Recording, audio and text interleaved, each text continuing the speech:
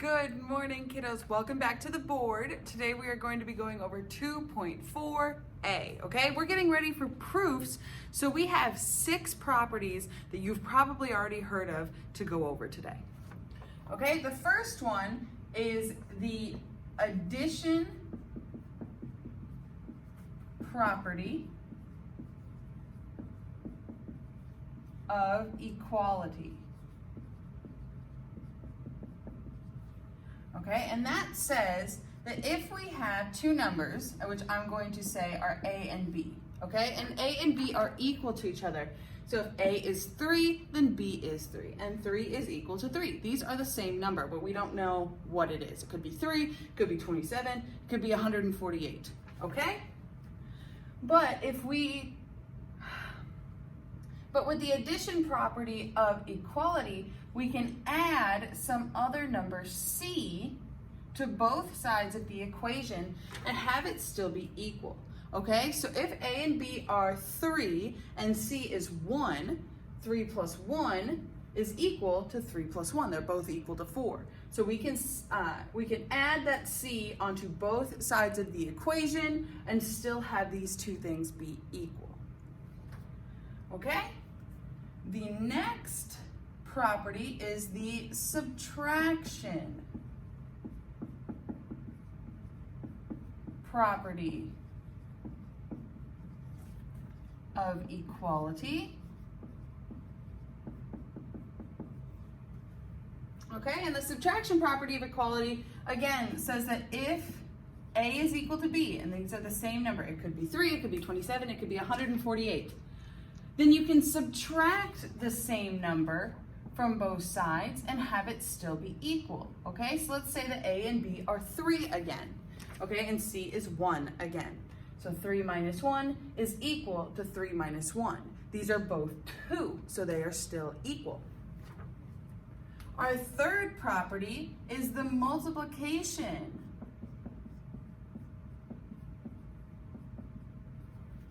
property of equality.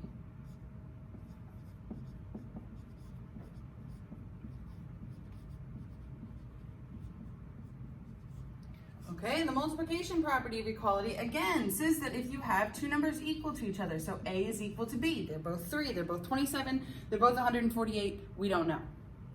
Then you can multiply by the same number and have it still be equal, okay? So we can multiply A times C, and that is equal to B times C, okay? So if A and B are 3, and let's say C is equal to 2 this time, 3 times 2 is equal to 3 times 2.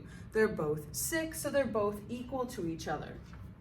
But this one has a special rule where C cannot be equal to 0. Because if C is equal to 0, then we don't know if A and B would be equal to each other in the beginning.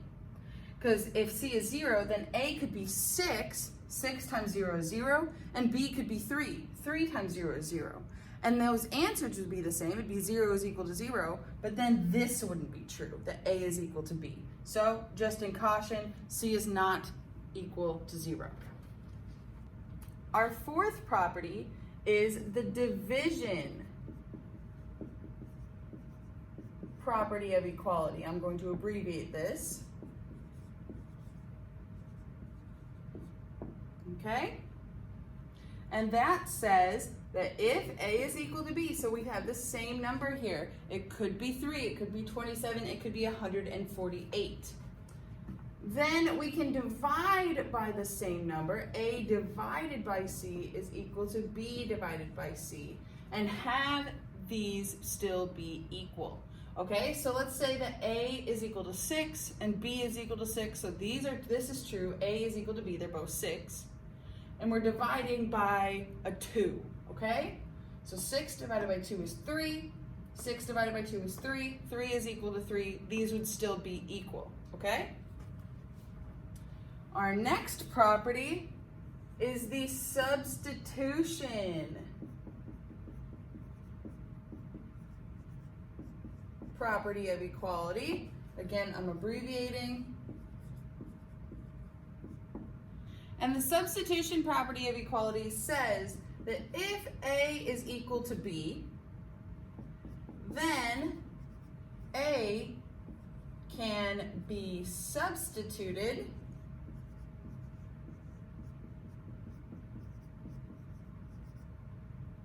for B, or B for A,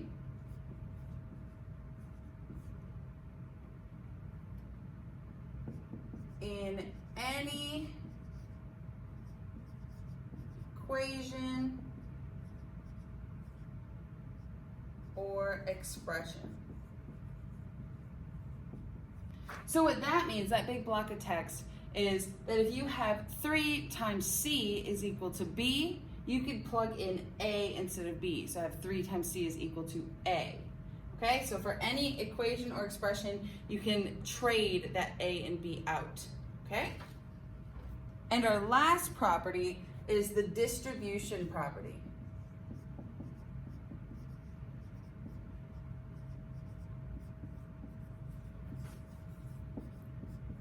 And the distribution property says that you can distribute over a sum and get A times B, so AB, plus, we're just taking that plus sign, A times C, so AC. Or you can distribute over subtraction, so A, B minus C, again, we're distributing, so A times B would be AB. We're going to steal that minus sign, and then A times C, so AC. Okay? All of these come from Algebra 1. All of these come from Algebra 1. We're just giving them property names so that we can do proofs later on. So to solve any equation like we did in Algebra 1, we knew how to do the inverse operations. So if we saw multiplication, we knew to divide. If we saw division, we knew to multiply. If we saw addition, we knew to subtract. And if we saw subtraction, we knew to add. Okay? So same thing. When we are evaluating these, we are going to multiply, divide, add, and subtract. Okay? So if I gave you an equation like 2 times 3 plus 4 divided by 7, we would then solve it using these steps. First we would multiply, then divide, then add, then subtract. But when we are solving for a variable, we have to go the opposite way. So we're going to start with subtraction, then go to addition, then go to division, and finally we go to multiplication. So what we're looking at right now is a 3-column proof. 1, 2, 3. Okay, and we are going to get into proofs. We're going to start getting into proofs, but right now we're just going to work with this algebraic equation. Okay, so our first step for solving, this is where we're going to look at the actual equation. Okay, so the first step I'm going to do is just write down the equation. Okay, so 6 times x minus 11 is equal to negative 35. In our middle column, it asks for my explanation. So what did I do?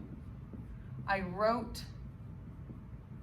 down problem. And why can I write down the problem? Well, your first number in any reasoning column is always going to be given. Okay? Why did I write down this problem? Because it was given to me.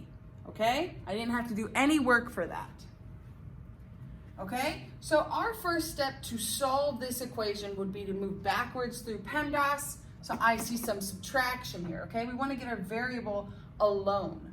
Okay? So in order to move on the next step, I have to add 11 to each side of the equal sign. Okay, so we added 11 onto both sides. Okay, so I'm going to write it out like this. 6x minus 11 plus 11 is equal to negative 35 plus 11. Okay, because we want to see every step. We don't want to just start canceling things. Okay, what did we do? We added 11 to both sides.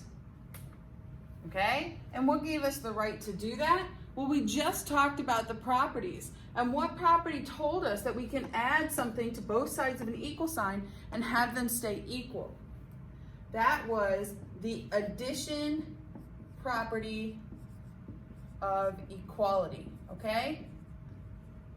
And I did abbreviate, and you are allowed to abbreviate as well, but I want to see property of equality. Don't just say addition property or add property. I want to see property of equality, okay? Our third step, let's clean this up a little bit. We can get rid of this plus and minus 11 because we know that those add to 0. So 6x is the only thing left. And then over here, negative 35 plus 11, that's going to give us a negative 24. Okay, what did we do? We simplified. And why could we do it? Because simplification. Our next step, we see some multiplication going on between our coefficient and our variable. So let's get rid of that that multiplication by dividing. So we're going to divide by 6, once on each side of the equal sign. So we have 6 divided by 6 times x is equal to negative 24 divided by 6. Okay, so what did we just do? We divided by 6. And why could we do that? What property did we just talk about that said you can divide by something on each side of the equal sign that was not 0, that could keep those equal, okay? And that was the division property of equality, okay? And last step here, let's clean this up. Okay, so 6 divided by 6, we know that's going to go to 1. So we just have a positive 1x that we don't have to write the 1 to, is equal to negative 24 divided by 6. Since those signs don't match, we're going to have a negative answer. 24 divided by 6 is 4. What did we do here? All we did was simplify. And what gave us the right to do that? Simplification.